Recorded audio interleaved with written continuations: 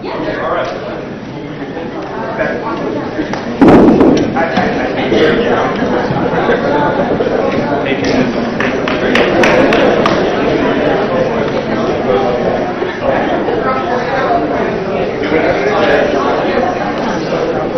Do whatever.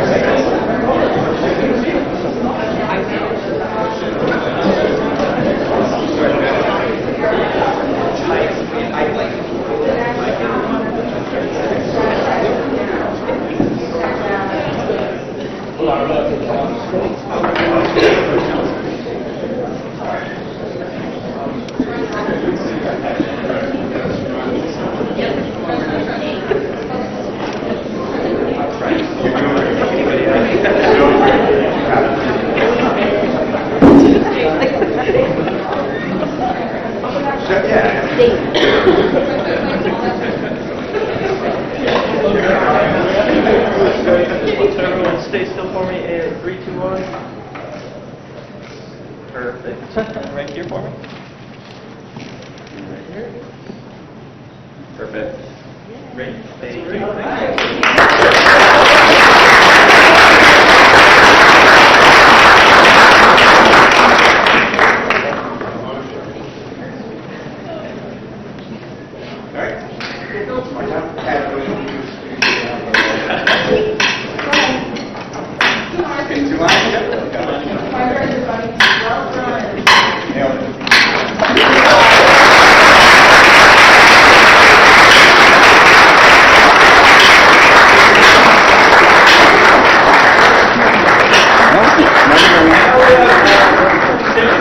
Professor, come up and sing the alma mater. I would like to ask you all to rise one more time. Franklin Pierce, we remember well. Small and grand, you will stand, we remember well. Friends we knew, there we grew, all our dreams at hand. Mountain, pond, sky of blue, Grand Monadnock's land. Deep and bright, time will tell, in our thoughts you'll dwell. In our hearts, Franklin Pierce, we remember well. We remember well. We remember well. Thank you very much.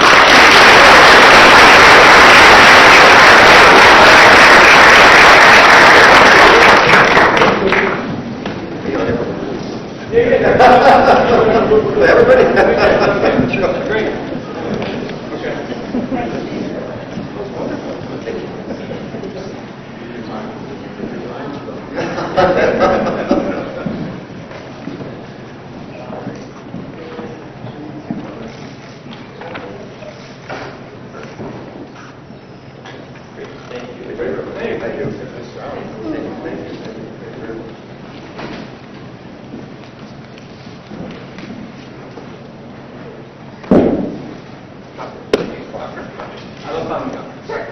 So we are recognizing Constitution Week here.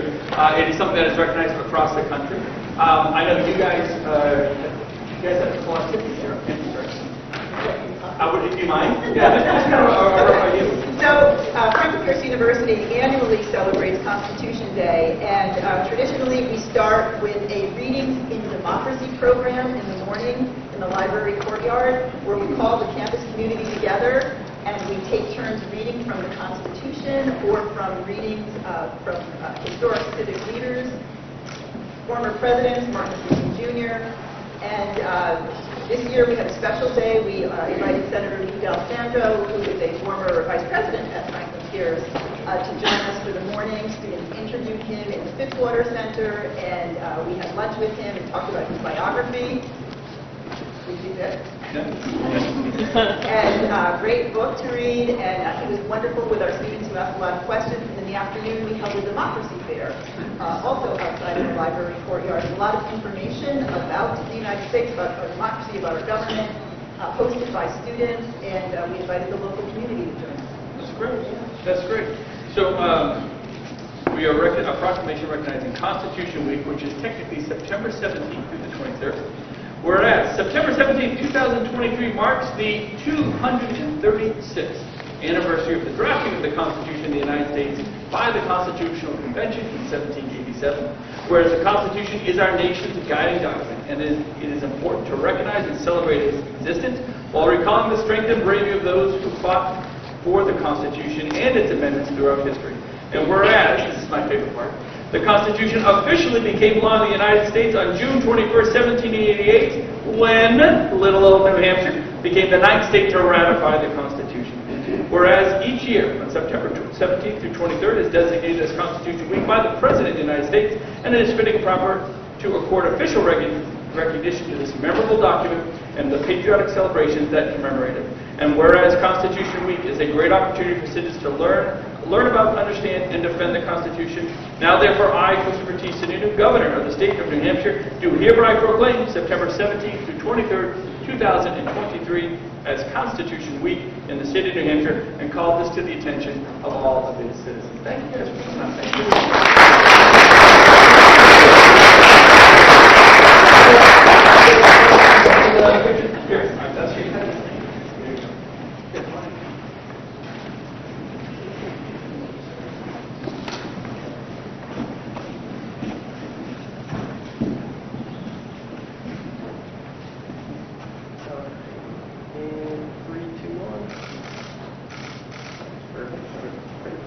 Great. Thank you very much. Thank you.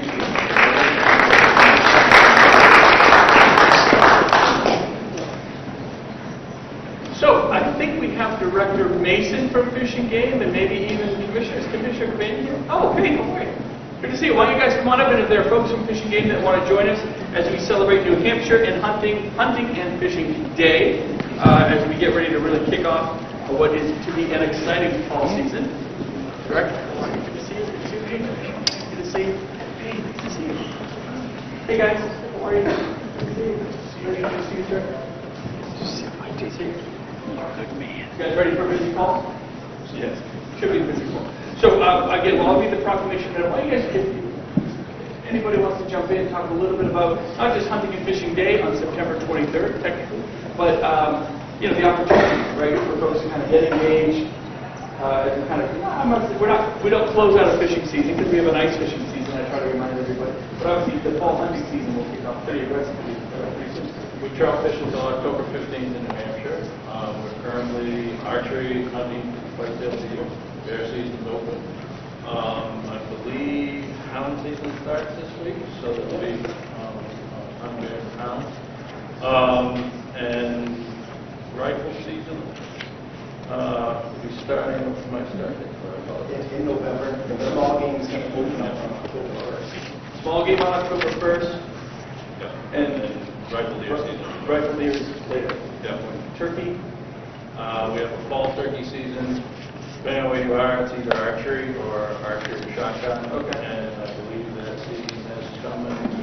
The fall shotgun will be a little later, and the archery season for turkey goes to the summer. okay. But all this is on the amazing Fish and Game website, where you can get your license easy. It's a new, simple process. Amazing. The new and amazing Fish and Game website. It really is actually. September 1st. Yeah, which is great. I mean, it's awesome. So whenever a new website pops up, I'm always like one of the first nerds on there because I'm not going to lie to you, I'm always looking for something to criticize and complain and all about that. Just to make sure it goes. It really is great, and it's a fundamental thing. So very, very engaging. And there's so much to it. I think a lot of people realize it's not just hunting and fishing. There's all these different aspects of what you guys do at Fish and Game, from the biology to the wildlife to the conservation officers. I mean, everyone really has, I think, a huge part all over the state too, right? Especially for some of us who are in the southeastern tier, the entire state really participates in something as special as this. So whatever we do to promote it, I think is a huge opportunity. Commissioner, is that again? No, you've done well. Okay, all right. Keep me on my toes. I will. So we do have a proclamation recognizing New Hampshire Hunting and Fishing Day, September 20th. Why is it the 23rd? I don't know. Is it in here? I don't even know why it's the 23rd. President Nixon says the fourth Saturday. Is that right? Yeah. Oh, okay. 1972, President Nixon. Okay, all right. And the September 23rd is technically the fourth Saturday, third Saturday? So, yeah. Oh, probably the fourth Saturday. That's probably right. Okay. We're working it out as we go. So a proclamation recognizing New Hampshire Hunting and Fishing Day, September 23rd, 2023. Whereas New Hampshire has a rich and storied tradition of hunting and angling that dates back farther than the state itself and carries forward to this day. And whereas New Hampshire sportsmen, men and women, are among the first conservationists to support the establishment of the New Hampshire Fish and Game Department to conserve fish, wildlife, and their habitats, and throughout their license fees help the state fund efforts to provide for healthy and sustainable natural resources. And whereas upon realizing that license fees alone were insufficient to restore and sustain healthy fish and wildlife populations, sportsmen and women supported self-imposed excise taxes on firearms and ammunition, fishing tackle, and motorboat fuels to raise additional conservation funds. And whereas to this day, the New Hampshire Fish and Game Department is funded primarily by sportsmen and women through this American system of conservation funding, a user pays and public benefits approach that's widely recognized as the most successful model for funding fish and wildlife management in the world. And whereas last year alone, New Hampshire sportsmen and women generated $24.5 million through this system to support the conservation efforts of the New Hampshire Fish and Game Department, and over 250,000 hunters and anglers supported the state's economy through their spending contribution to the $2.7 billion spent on outdoor activities in New Hampshire last year. And whereas National Hunting and Fishing Day was established in 1972 to celebrate and recognize hunters and anglers for their immense contribution to fish and wildlife conservation and to society, now therefore I, Christopher T. Sununu, Governor of the State of New Hampshire, do hereby proclaim September 23rd, 2023 as Hunting and Fishing Day in the state of New Hampshire and call this to the attention of all of its citizens. Thank you guys very much.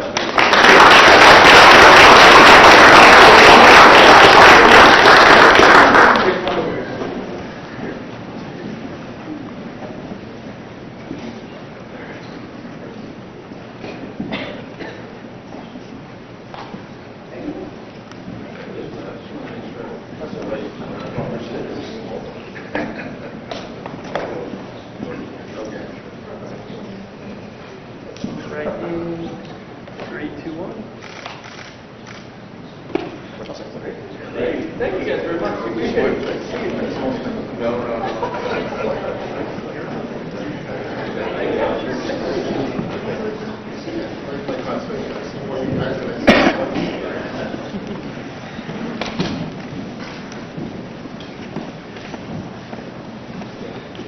Now, before we commence the meeting, we have Franklin Pierce University maple syrup, valued at $23.49, so that comes in under the, I'm just making that up.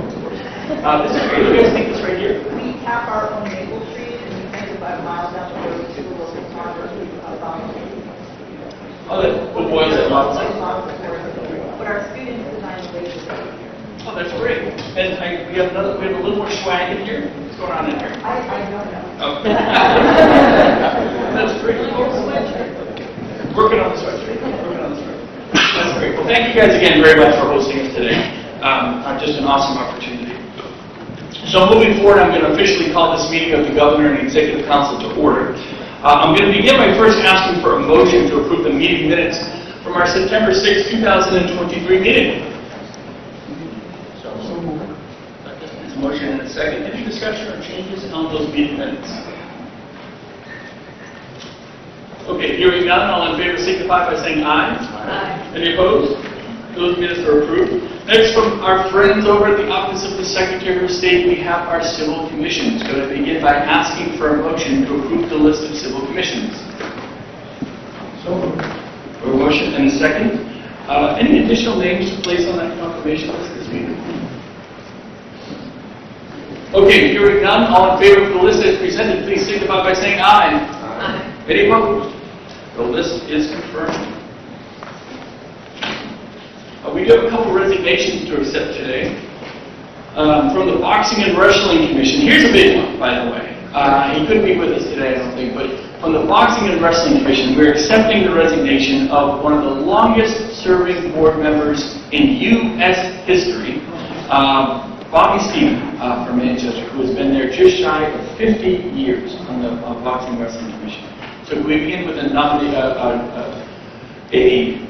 nomination to accept a motion to accept the resignation. Second. Any discussion? Okay, hearing none, after many long years of great service, all in favor of accepting Bobby Stevens' resignation, please signify by saying aye. Aye. Any opposed? And with that, we thank former Senator for his service. As a justice to the New Hampshire Supreme Court, could I have a motion to accept the resignation of Gary Hicks of Manchester? Any discussion on Justice Hicks? Counselor? Just want to thank Justice Hicks for all his service to our state, serving on our New Hampshire Supreme Court, and for a time as interim Chief Justice, and just really grateful for his service. Any discussion? Okay, with that, all in favor, please signify by saying aye. Aye. Any opposed? And Justice Hicks' resignation is accepted. Just to be clear, he is technically aged out. He's not quitting on us. The law is forcing him to quit, but he's actually an incredible guy, tremendous job. Our law says at the right young age of 70, you have to age out of the courts, which I think is actually a really dumb law, but that's a whole different story. Because he's great. I mean, someone like that is great. It's unfortunate that sometimes judges age out at such a young age, but he did serve incredibly well, and as the interim Chief Justice for a while, he just did a phenomenal job. But he still takes that sentence. I think his last date is November 30th. November 30th. And as he has told me very directly and clearly, he will be serving until 11:59 on November 30th, so, which is great. Okay, so we do have some confirmations to accept today as well. Quite a few, actually. So I'm going to begin by asking for a motion to confirm Emily Goldstein of Northwood to the Assessing Standards Board. So Second. Any discussion? Hearing none, all in favor signify by saying aye. Aye. Any opposed? With that, Emily is confirmed. Could I have a motion to confirm Thomas Hughes to the Assessing Standards Board? I'm sorry, where's Thomas Hughes? I don't have a... Meredith? From Meredith, right. I apologize. That's my bad. I could have a motion to confirm Thomas Hughes of Meredith to the Assessing Standards Board. So moved. Second. Any discussion? Hearing none, all in favor signify by saying aye. Aye. Any opposed? With that, Mr. Hughes is confirmed. Could I have a motion to confirm Joe Lassard Jr. of Salem to the Assessing Standards Board? So moved. Second. Any discussion? Hearing none, all in favor signify by saying aye. Aye. Any opposed? That Joe is confirmed. Could I have a motion to confirm Charles Reese of Portsmouth to the Assessing Standards Board? So moved. Second. Any discussion? Hearing none, all in favor signify by saying aye. Aye. Any opposed? That Charles is confirmed. Could I have a motion to confirm Captain Weiss of Nashville to the Board of Landscape Architects? So moved. Second. Thank you. Any discussion? Hearing none, all in favor signify by saying aye. Aye. Any opposed? Catherine is confirmed. Could I have a motion to confirm Ryan Fennelly of Allenstown to the Boxing and Wrestling Commission? So moved. Any discussion? Hearing none, all in favor signify by saying aye. Aye. Any opposed? With that, Ryan is confirmed. Sorry, repeat. What were we doing again? Boxing and wrestling? Okay, sorry. I'm way ahead of myself. I apologize, everybody. There she is. Could I have a motion now to accept David Bettencourt of Salem to the commissioner as the commissioner for the New Hampshire Insurance Department? So moved. Any discussion? Hearing none, all in favor signify by... One thing, Sure. One of the concerns that I do have is that he's a current member or town council of Salem Town Council, and much like Ken Merrifield, we asked him to resign Yep. from the local position. Sometimes local positions lead over to the statewide position, and I think it's never a problem for the state to be, potentially subject to that. So I just think that. Yep, absolutely. I think that has been discussed. It's a very good point. Thank you. Any further discussion? Okay, hearing none, all in favor signify by saying aye. Aye. Any opposed? Post. With that, Mr. Bedford is confirmed. Could I have a motion to confirm Benjamin Gatens Olson of Lancaster to the Community Development Finance Authority? So moved. Second. Any discussion? Hearing none, all in favor signify by saying aye. Aye. Any opposed? With that, Benjamin's confirmed. Could I have a motion to confirm Chase Hageman of Bow as the Director of the Division of Economic Development for the Department of Business and Economic Affairs? So moved. Second. Any discussion? I'll start with Councilor Kenny. Thank you, Governor. So I had an opportunity to talk to Chase Hageman just recently, and very talented, very bright, very energetic, and someone who's proved himself with state service, working as the deputy controller of department during a critical time. But I also challenged him. I said, I asked Commissioner Caswell if he could go out into the private sector to get someone that might serve in this role. And I know this position has been empty for 2 years, and the division of personnel has indicated such, in that it's a position that was created in 2013. One of the critical things with potentially the downturn of our economy next year is that we're going to need someone who really is going to hit where the rubber meets the road with regards to our small businesses, small manufacturers, who will have to work with someone who's going to have to know what it feels like to work in the private sector, to know what it's like, to be in their shoes. And what I'm concerned with at one point was, did we get the right person? But after talking to him, he won me over. I don't know what it is. He won me over, and so I'll support him. But I was skeptical earlier on, because when you're dealing with the Business Economic Affairs Department, anytime you get someone in the private sector who understands those businesses and the trials and tribulations that they go through, it's always important. I know everybody in this council at one point in their career has worked in the private sector. And it's a little bit different than the public sector. So I'm giving him a shot, Governor. I hope he's going to be here for a long time, but I know he has the talent to do the job. Thank you. I want to thank him for the past 2.5 years. He stepped up in the role of the executive commander of Gopher and has worked with Invest New Hampshire. He will continue in that role, but he'll have 5 other subcategories of oversight. He confronted and dealt with unprecedented challenges in the past 2.5 years. He's ready. Great candidate. Further discussion? Okay, seeing none, all in favor signify by saying aye. Aye. Any opposed? With that, Chase is confirmed. Could I please have a motion to confirm Amanda Cormier of Hudson to the Enhanced 911 Commission? So moved. Second. Any discussion? Hearing none, all in favor signify by saying aye. Aye. Any opposed? With that, Amanda is confirmed. Could I have a motion to confirm Wayne Gruzian of Amherst to the Fire Standards and Training Commission? So moved. Second. Any discussion? Hearing none, all in favor signify by saying aye. Aye. Any opposed?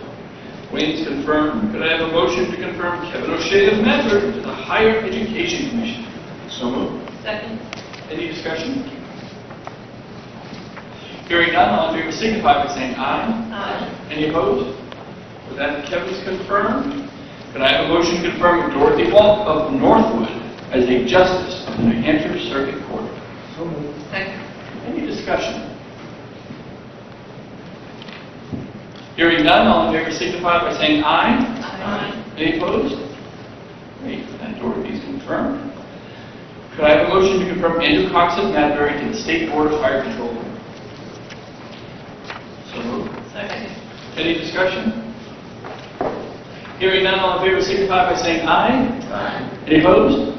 That Andrew is confirmed, and that concludes our confirmations today. I have a few nominations to read into the record before we get to our consent calendar. To the Assessing Standards Board, I nominate Tom Thompson of Orford. To the Board of Accountancy, I nominate Joe Bader of Bedford. To the Board of Barbering, Cosmetology, and Aesthetics, I nominate Sarah Joe of Rochester. To the Boxing and Wrestling Commission, I nominate Michael Dyer of Nashua and Kimberly McBride of Merrimack.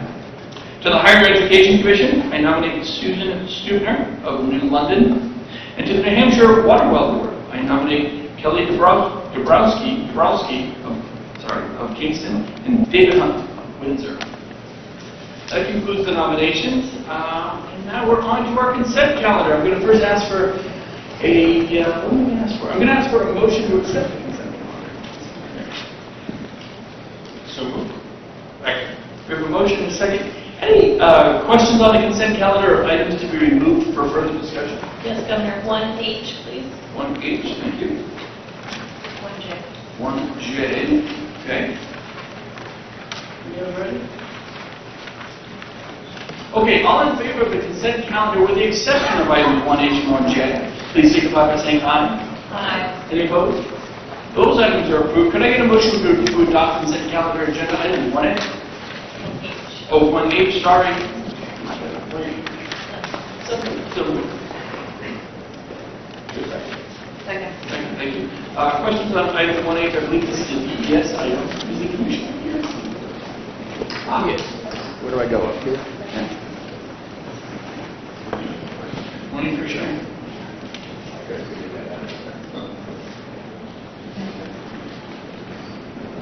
Good morning, Councilors and Governor. Bob Scott. Good morning, Commissioner. We discussed this item. When I reviewed this item, it brought to my attention that New Hampshire does have a toxics in packaging law to curb the amount of toxic metals that enter into our solid waste stream and ultimately into our landfills and incinerators. And I understand that 19 states have adopted the same models of law to prohibit these kinds of heavy metals like lead, mercury, cadmium into our packaging, which ultimately ends up in our landfills. And my question to you is there, do we prohibit states that bring their trash to New Hampshire and put it into our landfills to have also adopted a similar law? My understanding is that we have not. My question is whether you will seek to impose that kind of a requirement, because it really seems to negate the purpose of the law if we're keeping the heavy metals out of our landfills and allowing people from other states to dump those same materials into our landfills. So thanks for that question, Councilor. So the short answer is no. To date, as you're aware, the surrounding states in New England, Massachusetts is an outlier, but they've made the calculation that since all the states around them are doing this, they didn't need to pass legislation. But by and large, we're not seeing a significant amount of waste from outside the New England area coming into our 3 commercial landfills, or any of the 6 landfills. We have 3 commercial, 3 municipals. So I guess I question the efficiency of that. So we would have to set up a mechanism to enforce a lot of administrative work costs when we're really not seeing, because of transportation costs, the transportation of that kind of waste from outside those areas that don't have those standards. And my understanding is that Massachusetts, which doesn't have a similar law, does in fact bring trash and dump it into our landfills. That is correct. And that the proposed expansion in Dalton may even increase the amount of trash that's coming in from Massachusetts into our landfill. I don't know if I characterize it as an increase, but certainly, you're right, a certain amount of waste comes from outside the state, and that will continue to happen. That's correct. And it would seem that we would require of states that are going to dump trash into our landfills that we impose the same requirements on them that we impose on ourselves. I don't disagree with that, but again, what we're seeing is that it's effectively happening because of that clearinghouse type approach, where we have the other states also doing the same thing. So it is something to continue to watch and we're interested in. But my concern is we want to make sure, to the extent we're going to, obviously the legislature passes the law, but I want to make sure that the bang is worth the buck as far as administrative costs and the burden on everybody involved. It would seem somewhat simple to say you have to have the same law that we have, as all the other surrounding states do. True, then we'd have to enforce it. Like I said, we're not seeing the issue. Any further questions? Sorry, any further questions on item 1H? 1H. 1H. Okay, seeing none, all in favor of item 1H, please signify by saying aye. Aye. Any opposed? 1H is approved. Could I get a motion to adopt agenda item, consent calendar item 1J? So moved. Second. Any discussion on item 1J? Questions on, I love that. That's efficient government right there. All right. Question, Governor? Okay, Councilor Kenny? Sure. Do both of our state employees have passports? I'm sorry. Yes, sir, they do. Okay. And we're taking a private car. We are. And why are we taking a state car? Is that problematic if we go to another country with a state car? I believe it may be, but I would defer to the Department of Administrative Services on that question. Charlie, who's driving to Canada, can you please clarify? Why are you leaving the country?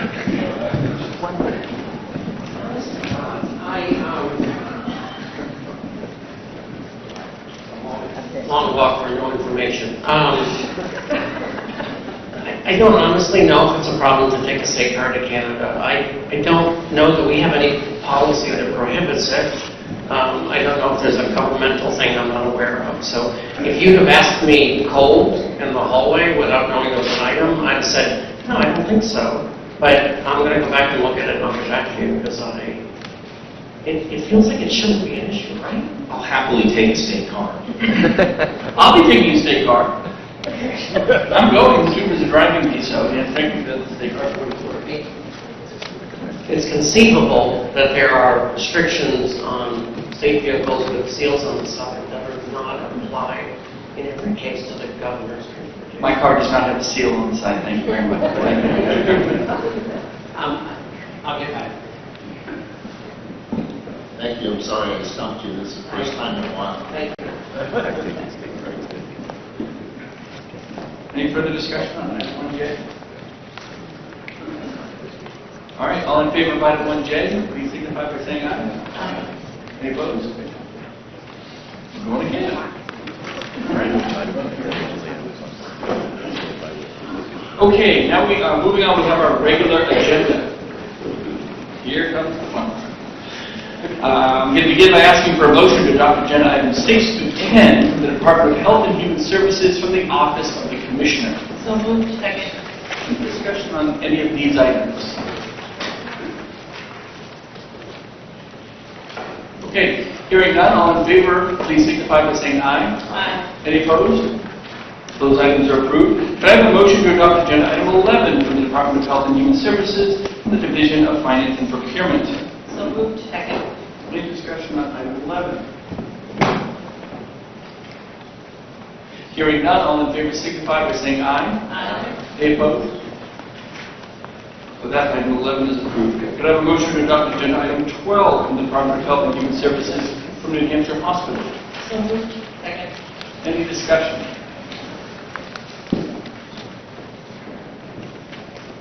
Hearing none, all in favor signify by saying aye. Aye. Any opposed? With that, item 12 is approved.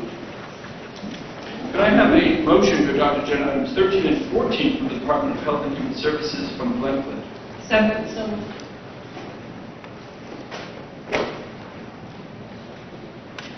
Any discussion? 13 and 14?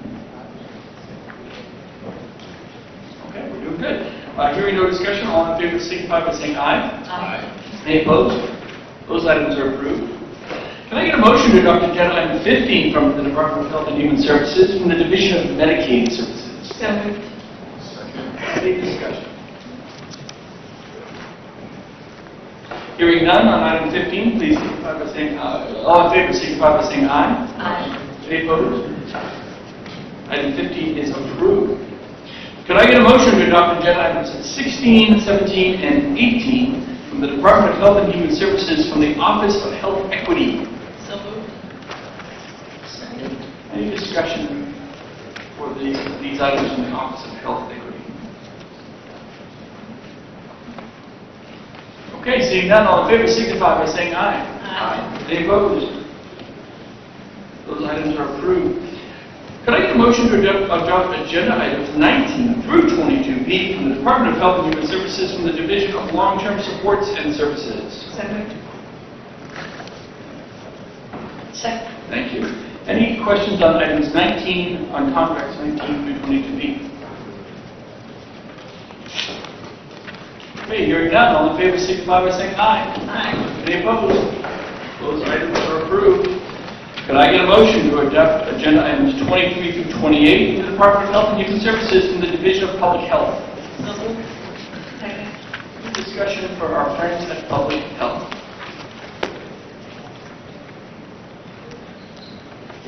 Oh, there we go. Sorry, Trish.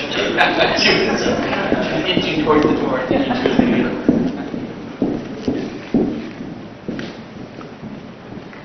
So on the three housing contracts, 22, 22A, 22B, it seems like we're housing 3 people for 300 and something thousand on 2 of those contracts, but the Milford house is costing almost $6,500. So for 3 people, the way it reads, could you clarify the disparity in cost per person? Good morning. I'm Melissa Hardy, the Division Director for Long-Term Supports and Services. So thank you for the question. The contracts are grant agreements for beds and building capacity in New Hampshire for our folks with developmental disabilities. And so we put an RFG out and got an overwhelming response from providers who wanted to build capacity in New Hampshire. So in some of the cases, they're buying property and then rehabbing that property. In some of the cases, they are demolishing property and rebuilding. And then the other example we have today is they're looking for property in the Manchester area to build capacity. So there'll be more of these contracts to come next month, next meeting as well. But we worked with all of the different programs that apply for it, and so it depends on the scope of that program, if they're truly demolishing a home or renovating a home, or in what way a home is in disrepair. I'll be more specific on the question. The Milford, why did you choose the Milford site? I understand that reading the item, that the property is already owned, but the rehab is twice what the item 22A and 27B are. So are we trying to do a cost comparison of how much this costs per person when we pick the sites we're doing it in? Why is Milford so much more than the other 2? I can tell you that for item 22 for Milford, it's the complete demolition and a rebuild. So it's not necessarily about the cost per person that will be in the home. It's truly about the $500,000, over $500,000 for 3 people, when we can do it on items 22A and 22B for half of that money? Just why do we choose to do that project when it's twice as expensive for the same amount of clients? Well, for 22A, it's really purchasing a home. It's not demolishing and then rebuilding. And for 22B, it is a demolition as well and a rebuild. So it's just... But $600,000 to rebuild a house for 3 people, it doesn't make any sense. And demolitions, Yes. would be no more than $100,000 of that. So $500,000 to build a house just seems way out of line.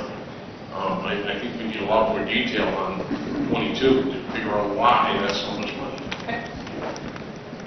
Can I ask a question? Is that simply for capital costs? Yes. Are there any programmatic costs open to that?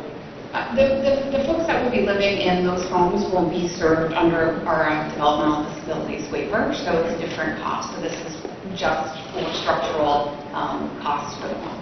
Okay. Chris Antonello, Associate Commissioner. I think it's important to note that when we put out the RGA, there will be different costs depending on where the housing is located, the condition, and the availability of housing in different places. Also, many of these contracts are estimates because once the final, it's a reimbursement, so we're not going to pay any more than, if the demolition cost is lower.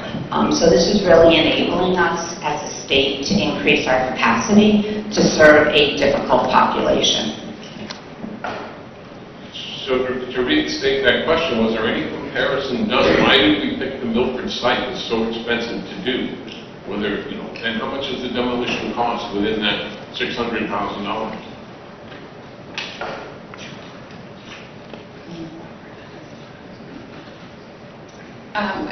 Again, this was put out in the area agency of Greater Nashua is the one that chose the location. And so I would have to look more into it. I don't know if Robert could answer any of that, but they presented that to us as what they have for property that they could rehab for this population. So you don't do a cost comparison when you're picking a site to do this? That was the only site that this actual provider had an interest in for this area to serve this community. And here comes Robert.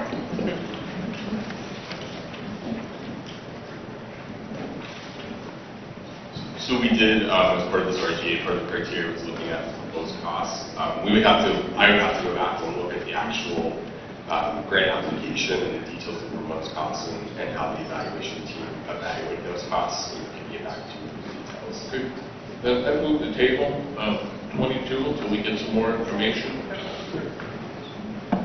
So we have a motion to table item, this is 22A and B, or 20, or are we doing 22? Just 22, okay.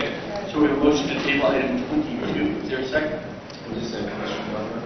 Sure, can you comment to a question? Can you tell us? All right, we'll do a question. I'll second it, but, so the question I have is, this delay of, 2-3 weeks or whatever, is the intent that they're going to build this particular residential complex? Yeah, so their plan was to demolish as soon as they could get the funding to do so. So we were waiting for this approval for them to start the demolition of the property. And then the rebuild. So I guess my question, follow-up question is, what's the impact? Can you wait 2 weeks? Yeah, we can wait 2 weeks and provide more information. Okay. Thank you. Okay, so we have a motion and a second to table item 22. All in favor of tabling item 22, please signify by saying aye. Aye. Any opposed? Okay, that item is tabled. Any further questions on any of these items from public health? Okay, hearing none, all in favor of items 19 through 22B, with the exception of item 22, please signify by saying aye. Aye. Any opposed? With that, those items are approved. Could I have a motion to adopt agenda items 23 through 28 in the Department of Health and Human Services? Oh, no, we just did. No, wait, hold on. Hold on. Sorry. Okay.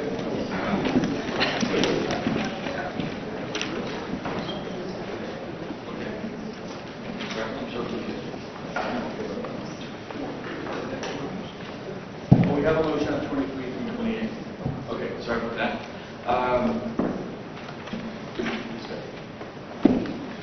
Okay, any discussion on 23 through 28?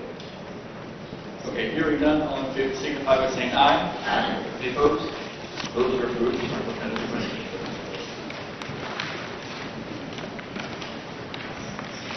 Could I have a motion to adopt agenda items 29 and 30 from the Department of Health and Human Services from the Division of Economic Stability? So moved. Second. Any discussion on either of these items? Hearing none, all in favor signify by saying aye. Aye. Any opposed? Those items are approved. Could I get a motion to adopt agenda items 31 through 48 from the Department of Health and Human Services from the Division of Behavioral Health? So moved. Second. Any discussion on any of these items? Let's start with Councilor Warmington.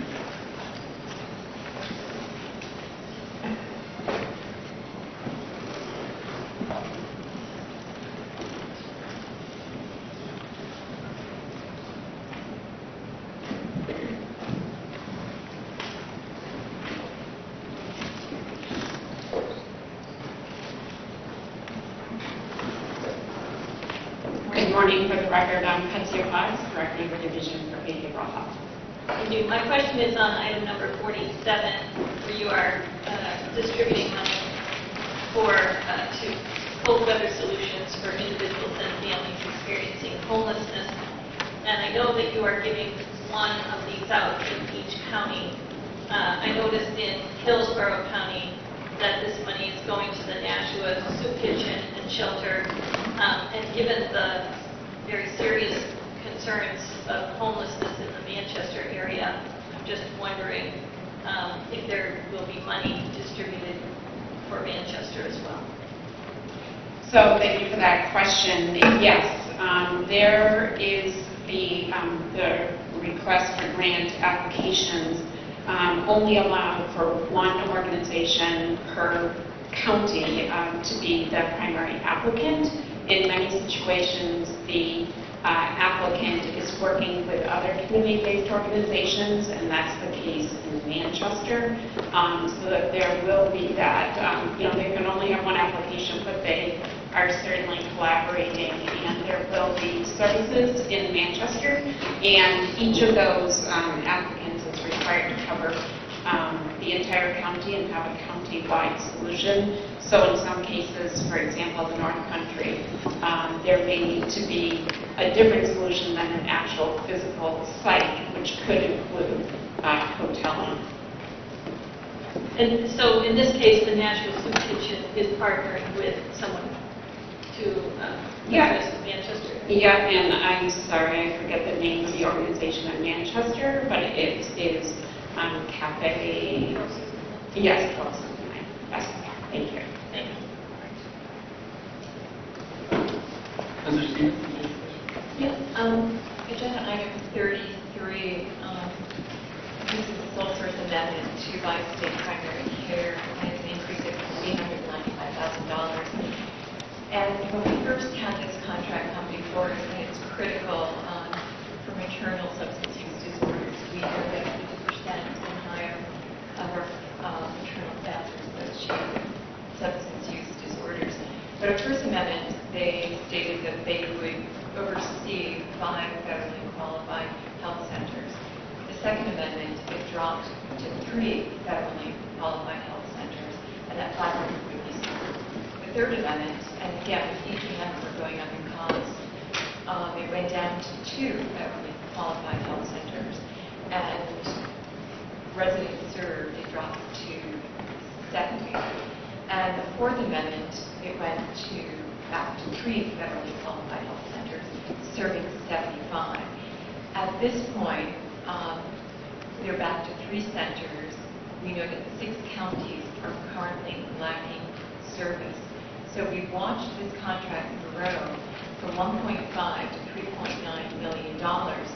I'd like to know utilization, and there's been a lack of consistency and understanding of how many federally qualified health centers have been served.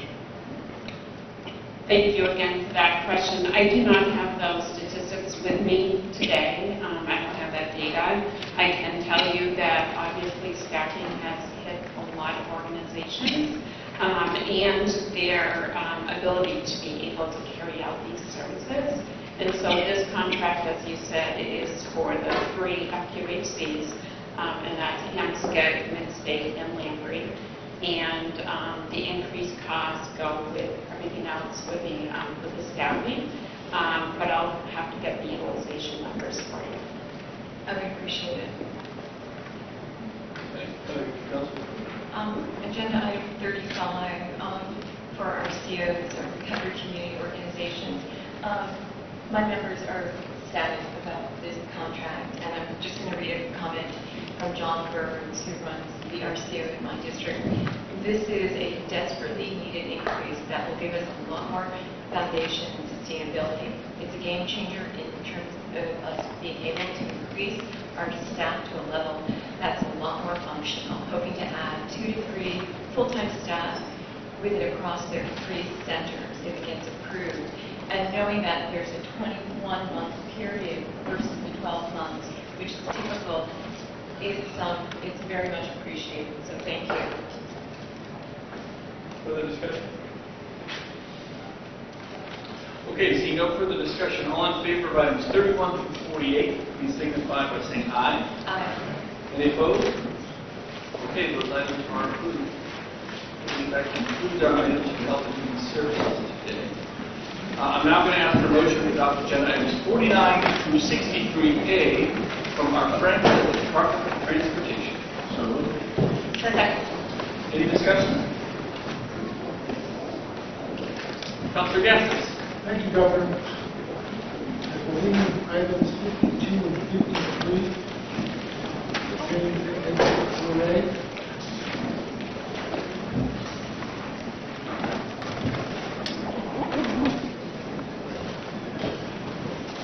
Good morning, Phil Cass from the Department of Transportation.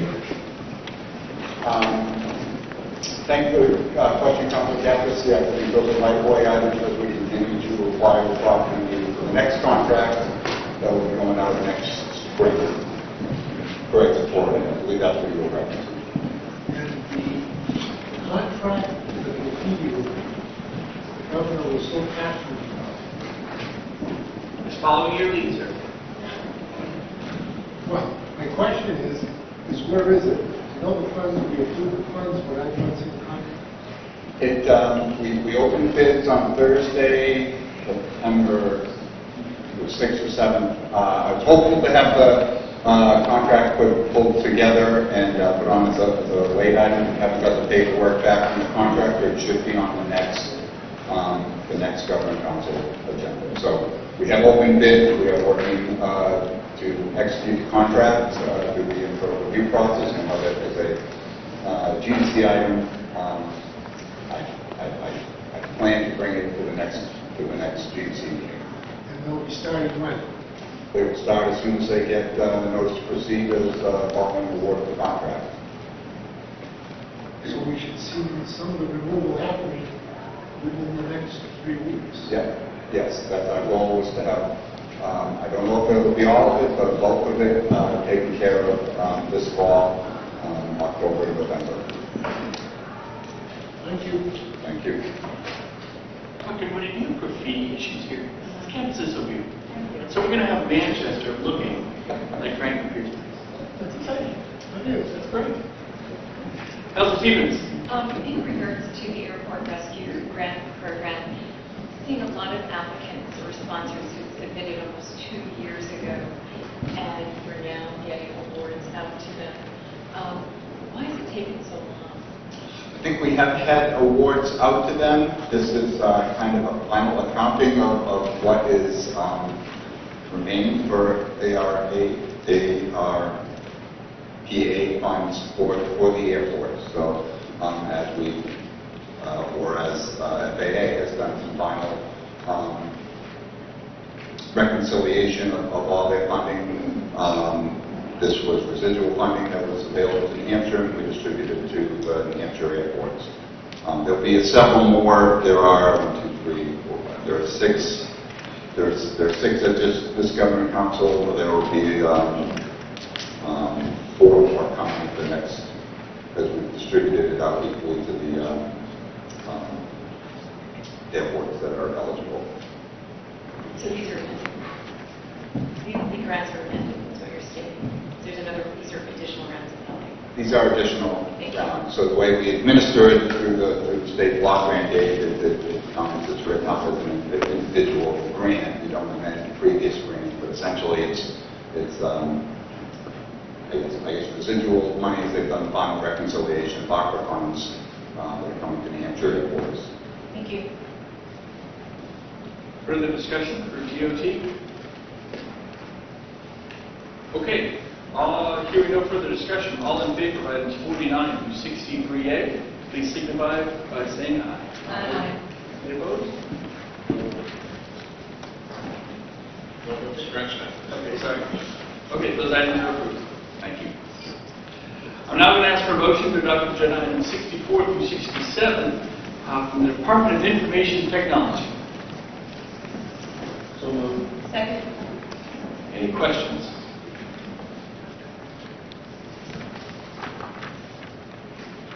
Okay, hearing none, all in favor signify by saying aye. Aye. Any opposed?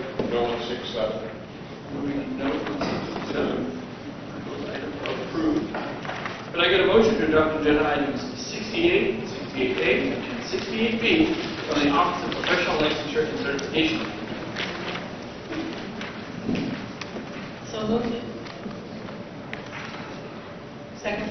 Any discussion? Councilor Wheeler.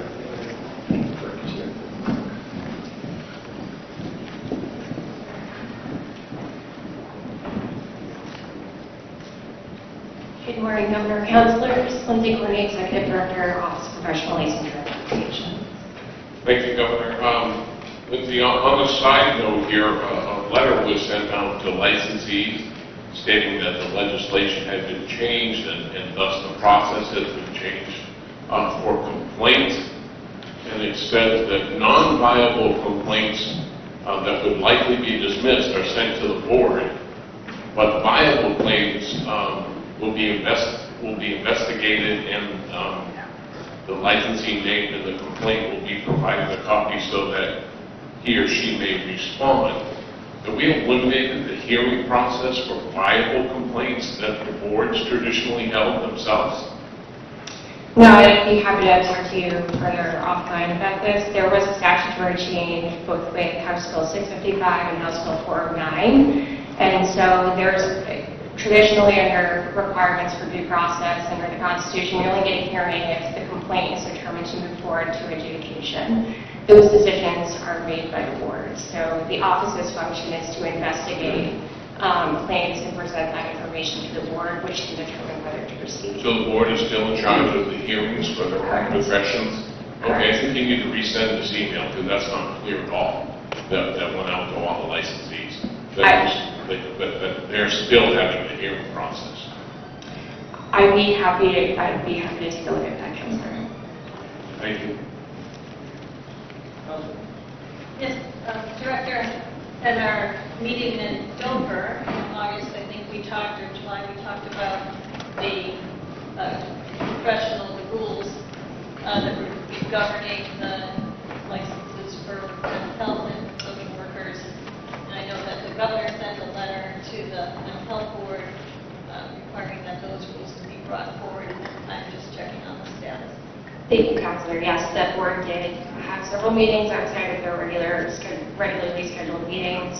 They did vote to initiate an initial proposal by September 1st, which was the date in the governor's letter, and so that is moving forward with the traditional meeting process. So have you received them, did you receive them on September 1st? Yes, I think they were filed, or the board voted prior to September 1st. Thank you. Further discussion?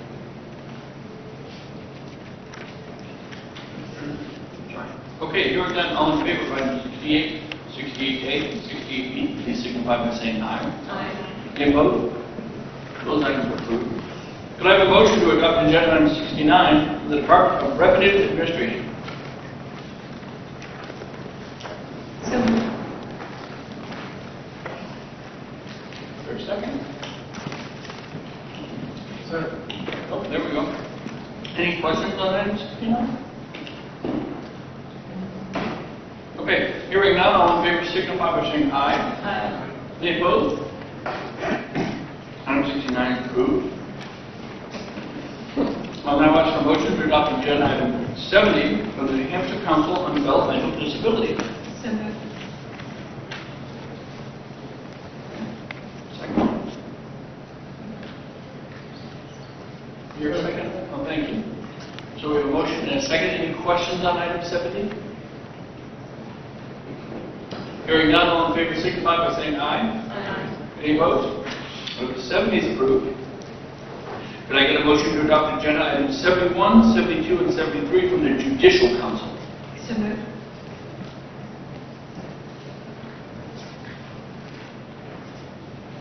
Thank you. Is there any questions on those items?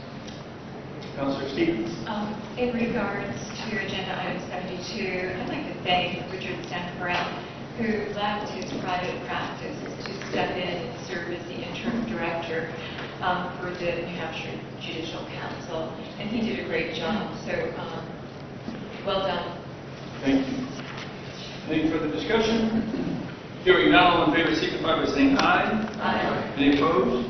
71, 72, and 73 are approved. Could I get a motion to adopt agenda items 74 through 76 from the Department of Military Affairs and Veterans Services? So moved. Second. Any discussion?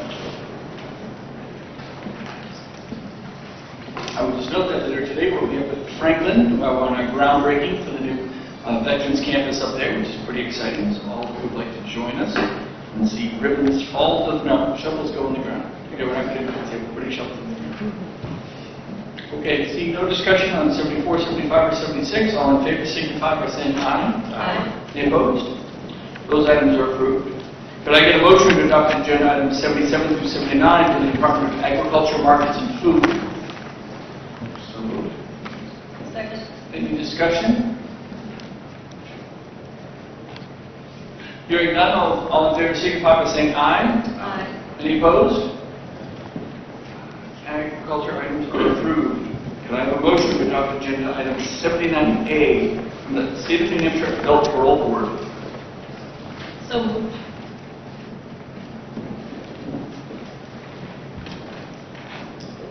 Wait a second. The Adult Parole Board? Second. Thank you, sir. Any questions on 79A? Hearing none, all in favor signify by saying aye. Aye. Any opposed? That item is approved. Could I get a motion to adopt agenda item 79B from the Department of Corrections? So moved. Any discussion? Hearing none, all in favor signify by saying aye. Aye. Any opposed? 79B is approved. Could I get a motion to adopt agenda items 80 through 95 from the Department of Energy? So moved. Second. Any discussion on these items? Councilor Kenny. Yes.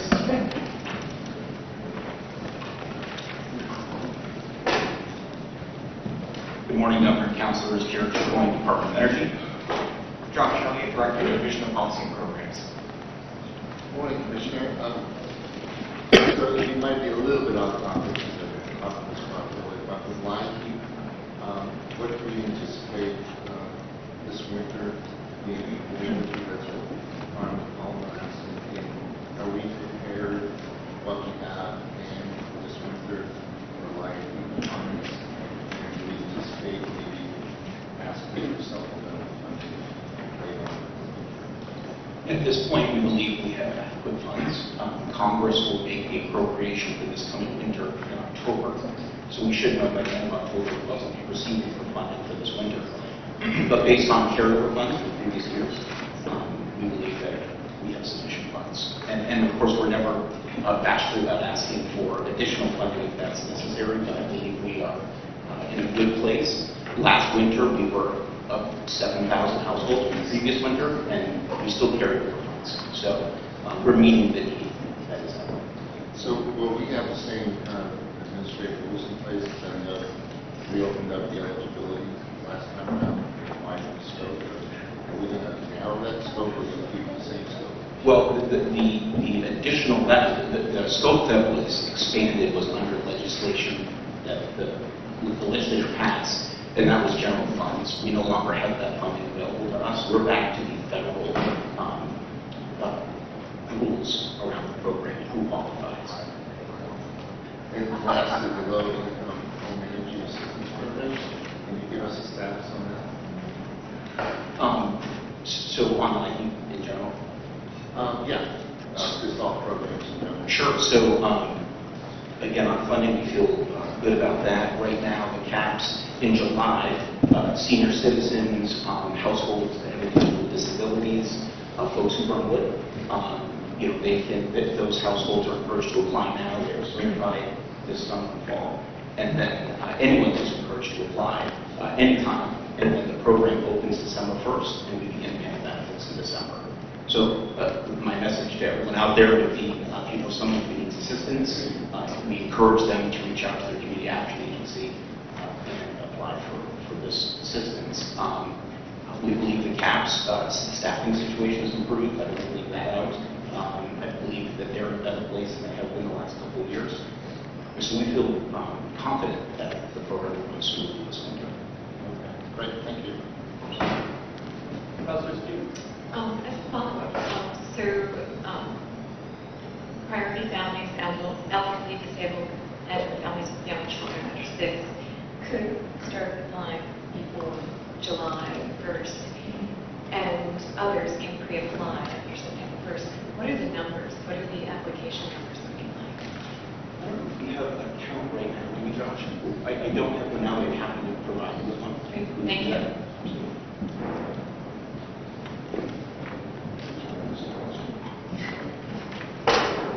Further discussion?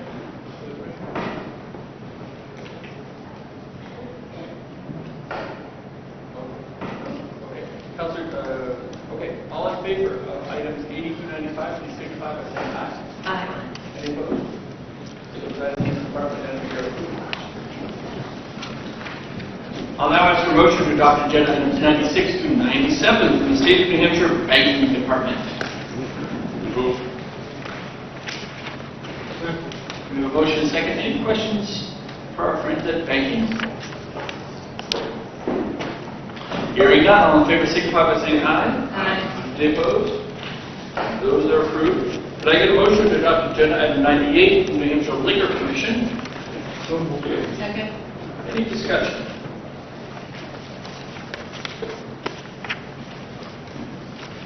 Hearing none, all in favor signify by saying aye. Aye. Any opposed?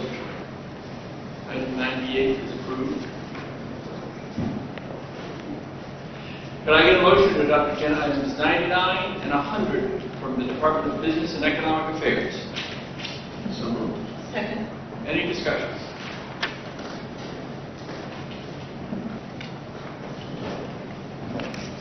Hearing none, all in favor signify by saying aye. Aye. Any opposed? Those items were approved. Could I get a motion to adopt agenda items 101 and 102 from the Fish and Game Department? So, second. Any discussion? No. Yes, sir. Question. I believe the director is still here.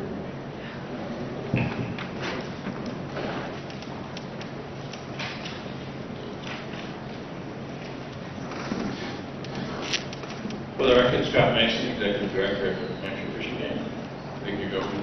Director, the question is, going to have an update in a while on the rules for the usage of these lands when we buy them. I would assume that obviously they're open for hunting and fishing. Yes. And what about snowmobiles and wheeled ATVs? Depending on the parcel, yes. They certainly can be. Some of them are, some of them aren't. Sorry. I think it would be important in the future to get that into the items so that there's a long-standing record that when we spend this money, it's going to be open to hunting and fishing and recreational vehicles. Okay. Can I ask, who makes the determination whether they are or are not upon purchase? Well, first question is, are they there now? And then the next question would be, as we go through it, it would depend on the habitat that we're trying to protect, if there would be a conflict.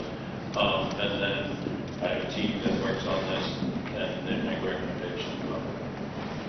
Snowmobiles are a little less invasive than what ATVs are as far as impacts on habitat. So it's a little harder sometimes to have ATVs utilized. Understood. Thank you. Councilor Kenny? I was just going to say, since we brought this topic up, I'll be visiting the Gummer property this Saturday. Anybody wants to join me? Saturday afternoon, probably around 1 o'clock. But because I have the same questions that Council Lillis and other members of the council have, is when a large swamp land is purchased by, in this case, I guess, registry fees and whatnot, it takes a lot of tax revenue away from the community. Much like we're dealing with the carbon tax credits, we're taking revenue potentially away from the community. So is the community satisfied? I always like to check in with the community. I haven't heard anything from government, but I just wanted to check in. And also understand what the rules and regulations with the usage of land is important, because ultimately they're going to come back to us and say, why did you make that decision? So it's good to clear the air. Further discussion? Okay, thank you. Hearing none, all in favor of 101 and 102, please signify by saying aye. Aye. Any opposed? Those items are approved. Could I get a motion to to adopt agenda items 103 through 115 from all our friends at the Department of Natural and Cultural Resources. Second. Any discussion? Commissioner, looks like she's dying to get up here. Well, I'll invite you up then. Just say,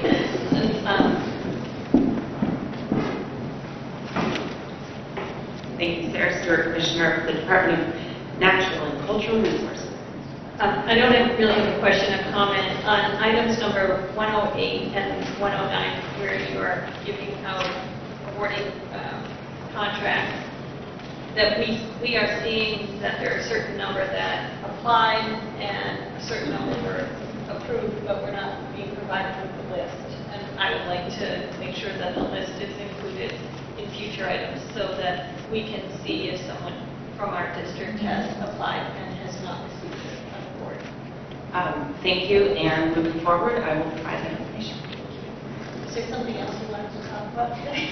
I'm wearing a vest that honors the 50th anniversary of the Bureau of Trails in New Hampshire, which is pretty exciting, I think. Doesn't get excited about the Bureau of Trails. So much going on, and I guess I also want to say that the Governor's Arts Award is coming up in October, so stay tuned for more information on that. And I'm not the one doing the art. So I have a question of this mural that DES is receiving. Where's it going? At the Dam Bureau. So the new building that we went to the dedication on Friday? Yes. Okay. What's the mural going to look like? It's going to be a fishing game thing? It's great. Volunteer? Get a picture of me. No. Stay away. Yeah. I guess we'll be surprised. Yeah, they're actually, yeah. We'll be surprised. There's several of them, so they're quite nice, actually. Just checking. Great. Yes, Councilor, with you. I'd just like to make a couple of comments here. Item 107 is the partial rebid for the roofs at Lancaster. The bid that we turned down because it was outrageously expensive a month or so ago. The department needs to be applauded for breaking this bid in half. And we had 5 bidders this time instead of 1. And if you add the 2 contracts together, we're coming in at about half the dollars that the original 2 bids were. So thank you for doing that. And I just wanted to also comment about Gordon Carlisle and item 109. He is an excellent artist. When we were in Hampton, that mural on the wall was done by Gordon, and the murals at the Open Circuit Court were done by him, and he is an excellent artist and a very good choice. I'm glad you came up.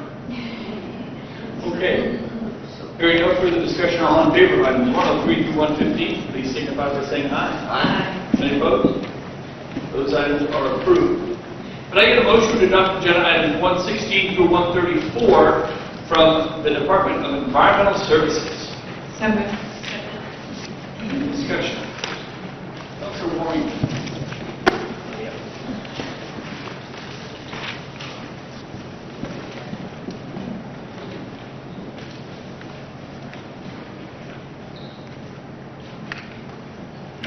Hello again, for the record, Bob Scott from Environmental Services.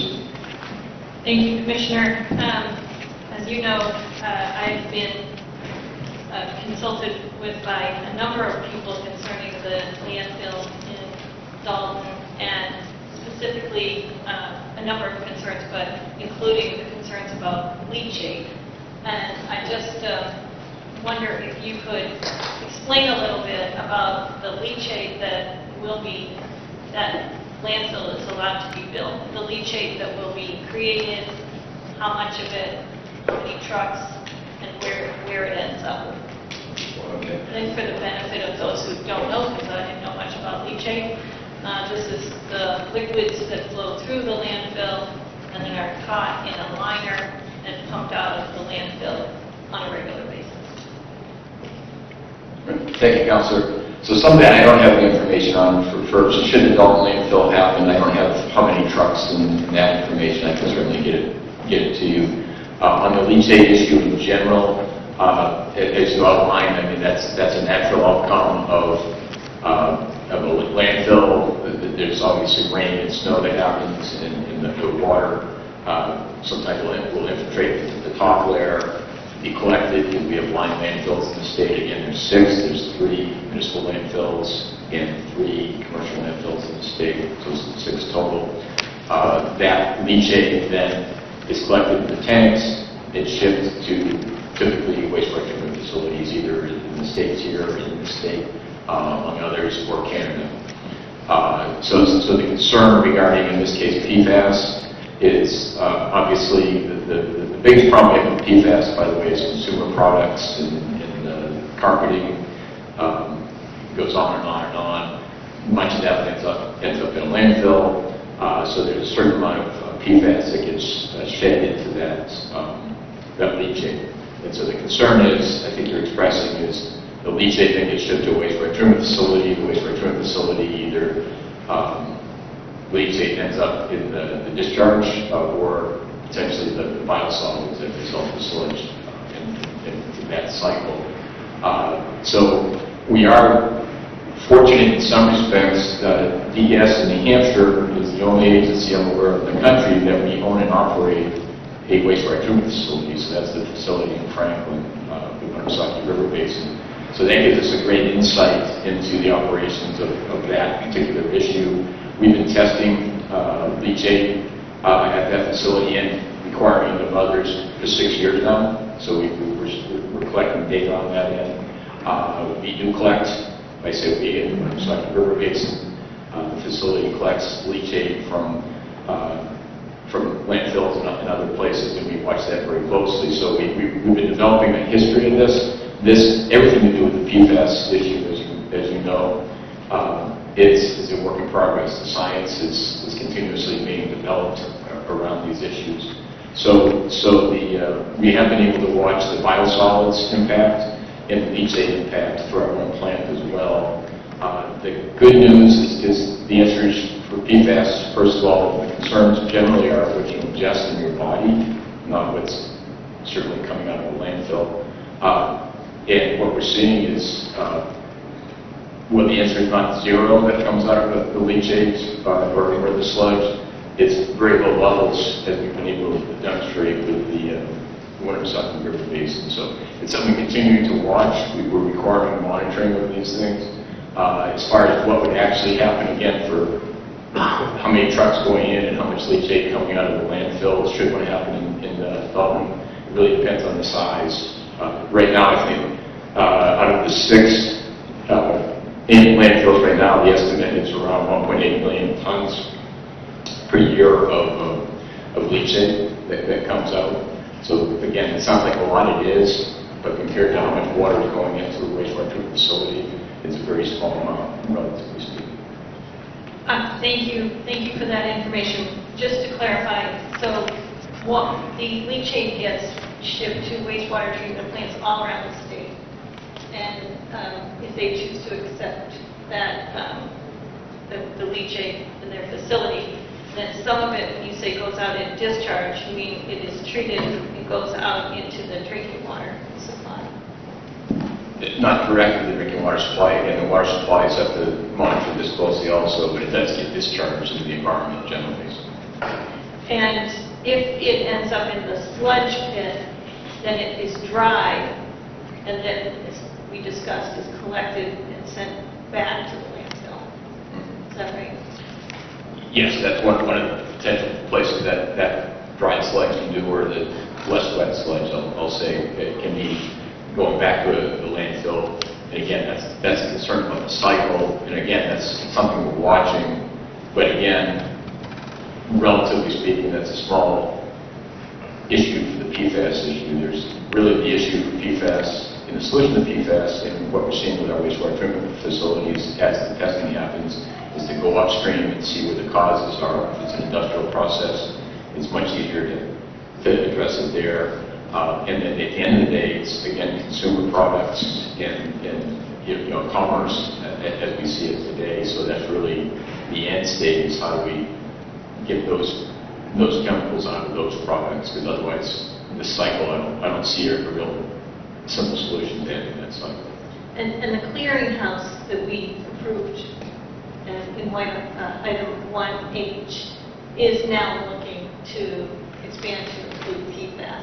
Potentially. As you said earlier this morning, I think it's this morning was, initially in their current charter is to look at certain metals. So that's still there, but that's certainly actively something all the states are looking at. And again, if we were to expand that to include PFAS, then, we would want, I would think, to make sure that other states that are bringing products to our landfills are not bringing products that they could not bring if they were in New Hampshire to our landfills. Potentially. Thank you. Councilor Kenny? So my question, Commissioner, is on Agenda 124. So this seems like it's a very neat contract with regards to the city of Portsmouth. Who's going to purchase 45 acres of land in the Bellevue Reservoir Canal in Madbury. And it looks like all the surrounding communities are supporting this effort. It's roughly about $1.5 million ask, I guess, of the easement property. I was in Madbury, and I didn't bring it up on Monday night, but where does this money go? Does it go to the town of Madbury, or the purchase of the conservation easement? Where does that money go? Well, the awardee in this case would be the city of Portsmouth. And as you point out, this is the drinking water supply for Portsmouth, even though it's located in Madbury. And so they would then be buying, securing the easements and working with those property owners. So those are private property owners that they would be receiving monies for those easements? That is my understanding. Yeah. Okay. Gotcha. All right, thank you. Further discussion? Okay, hearing no further discussion, all in favor of these items from the Department of Environmental Services, please signify by saying aye. Aye. Any opposed? Those items are approved. Can I have a motion to adopt agenda items 135 through 144 from the Department of Education? Second. Motion is second. Any discussion? Hearing none, all in favor signify by saying aye. Aye. Any opposed? Those items are approved. Could I have a motion to adopt agenda items 145 and 146 from Police Standards and Training? Second. Any discussion?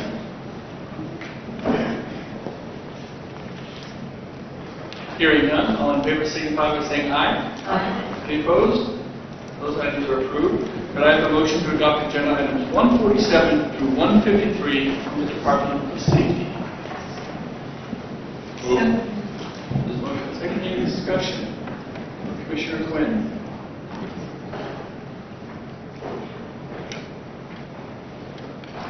Hearing none, all in favor signify by saying aye. Aye. Any opposed? Those items are approved. Could I have a motion to adopt agenda item 154 from the Department of Justice?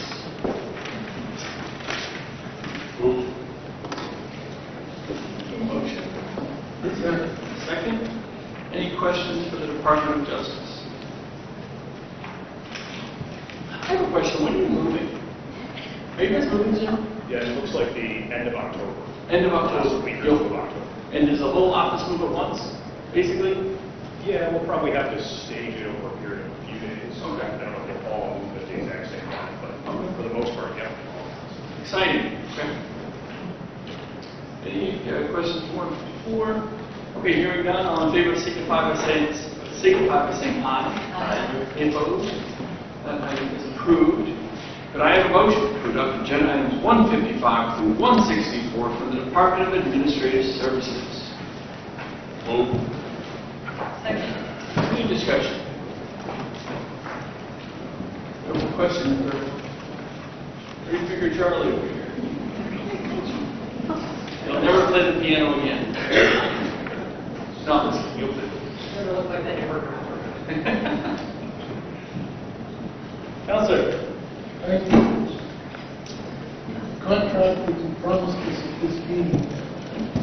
closing date. When they're coming. You weren't chasing that contract with your onboard, that your fingers crossed. The contract has nothing to do with my personal stupidity, but do you want to take this issue? Well, that's what works. Yeah. So I'm gonna jump in on this one only because I had a great conversation, just to bring the council to speed, great conversation with the prospective buyer. The short story on it is, I can tell you I have absolute full confidence this is going to close. That was great. Everything we talked about, everything from financing. One thing I didn't appreciate is my sense is it's going to take at least a little longer. And correct me if I'm wrong, Charlie. The title issues, the curation of the title and the title remedies are much more complicated. And I'm getting this from both your team at DAS and the buyer. Nothing that can't be cured, nothing that can't be remedied. 100% confidence is going to happen. But given that we have owned the property for over 100 years, and it's been a single owner, and it was the state and it was government, and I guess what government used to do was basically just like buy buildings for $1 and maybe they'd assume this and that. So there's just a lot of, I think they're dotting the I's and crossing the T's, given the age and sometimes lack of information about how certain parts of the parcel were transferred and acquired, which I didn't appreciate. I think there's also a little trail issue they're working out on the snowmobile side, and we want to make sure, I think the commissioner and your team are working on that a little bit, maybe. Just to make I believe it's the Bureau of Trails who, my understanding is, have great new vests. The birthday gift. So they're working on that piece as well. But I'll tell you, I think it's going to take a little longer than we thought. I don't think much longer.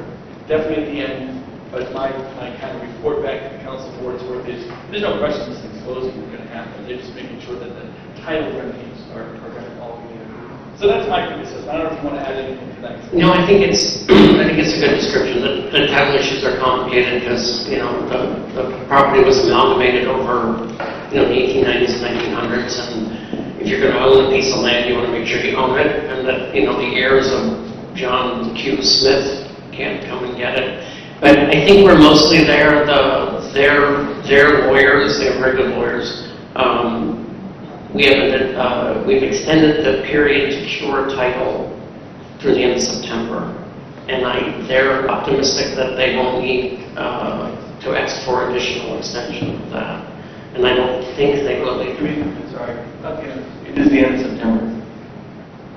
I'm sorry, through the end of October at least. I think the period where formal work is done will expire on September 30th. That doesn't mean we can have a closing document on the 1st, because all of that work then is accumulated into the document by, as I say, your lawyers, our lawyers, etc. My sense it was going to be about another 30 days to actually get the pen and paper and finalize it the right way. And hopefully close in within 60-ish. Something. Yes, Councilman. I appreciate that update. Is there any way to provide a list, punch list of what's outstanding and provide it to the council, particularly since that's in my district, without jeopardizing information or whatnot? Because one of the things with the public is very common sense or direct. And I understand it's a complicated process, but can we simplify it and create a little punch list for the council so they know at the basic level what's required during the next 60 days in case we get those questions? To an extent, maybe, but I want to clarify. There are a couple things where we probably can't, because our characterization of what's outstanding and the buyer's characterization of what's outstanding are going to be slightly different in the sense of how we each describe an issue, and that's part of a sort of a negotiating process. And so to the extent that we put something down, I'm pretty sure our lawyers would prefer us not to. I know what you're asking, and I think that what I would end up giving you is something saying we have issues related to precise title and precise location of trails, which is a little bit vague, and to be more specific than that is probably not legally advisable. I don't think Commissioner asked for specifics just don't want to go up to the press and the public and say, listen, I'm sorry, you won't understand, it's too complicated for you, we're working on it. I want something that's just an overview, that doesn't get into particulars, that at least is something that we can express to the public fast. I think the thing that we would say to them, and I'm saying now, and I'm sure there are members of the press here, is precisely that there are outstanding title issues, and we're discussing trail locations. And it's not really any more complicated than that. It's not that they wouldn't understand. They can understand that. I think everybody can. Well, that's more information I've gotten here in the last few minutes than I've done in the last several months. So outstanding title issues, there's a question about the trail system, easement. The location, the precise location of the snowmobile trail. And Commissioner Stewart, you're aware of that as well? I am, and actually, while this is going on, I'm just touching base with our Bureau of Trails chief to make sure that. 51. Yes. Oh, we are working on it. Yes. Okay. Yes, and I will see what kind of update I can get as well. Right. Your updates are my updates, and my updates go to the public. So I appreciate any information you commissioners can provide above and beyond what the governor's just provided. It just helps me look intelligent when I walk into next week, the city of Laconia, and I have my gas hearing, and someone comes up to me, and the commissioner of DOT and says, what's going on with state property? That's all I ask. Thank you. And I'll just have only on for what it's worth, I spoke with one of the county commissioners a couple days ago as well. Exact same thing that we discussed. Councilwoman? Sure. Do we have the precise location of the easement for the access to the state park in that property? Hey, can I get back to you on that? I certainly don't have anything with me. I don't know the results of that negotiation. I believe that it is an item as part of the sale that will be, both parties will agree to a location they mutually agree to, so to speak. But there is no possibility that there is not access to the state park. I have a question or comment on 157, and that is, I would say, I'm very glad to see this employee retention incentive program for our winter maintenance crews. I have, for a very long time, been hearing concerns expressed by those state employees that it's very hard to keep staff at the state level because the municipalities and other employers are paying higher wages and recruiting people away. I just hope that we will do something to make sure that we have a more permanent solution so that we can continue to recruit people at a competitive wage. I think that the department, I think they testified fiscal to this effect. UNT found this program in particular, they have data, and I think it's in the item, that a dramatic increase in the number of people who are volunteering as supplemental to the other maintenance. And it's an example where the incentive program has a very direct effect. And you don't have to guess as to whether or not people stayed and were otherwise going to leave, but there's an actual number. Thank you. Councilor Stevens? The recruitment and retention, you're targeting how many employees between the state and other agencies? How many?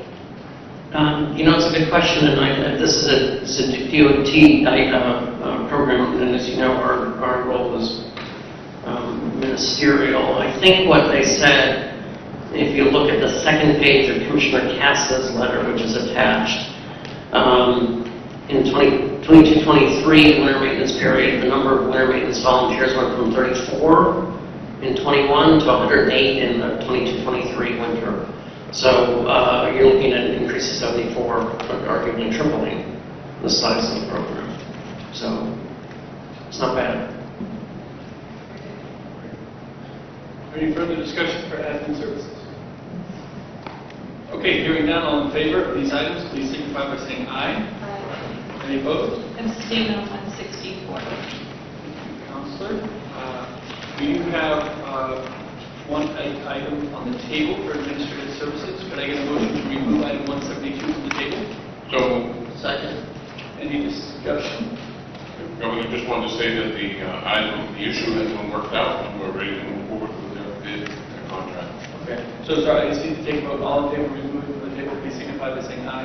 Aye. Any opposed? That's removed from the table. Could I get a motion to adopt agenda item, former agenda item 172? Move.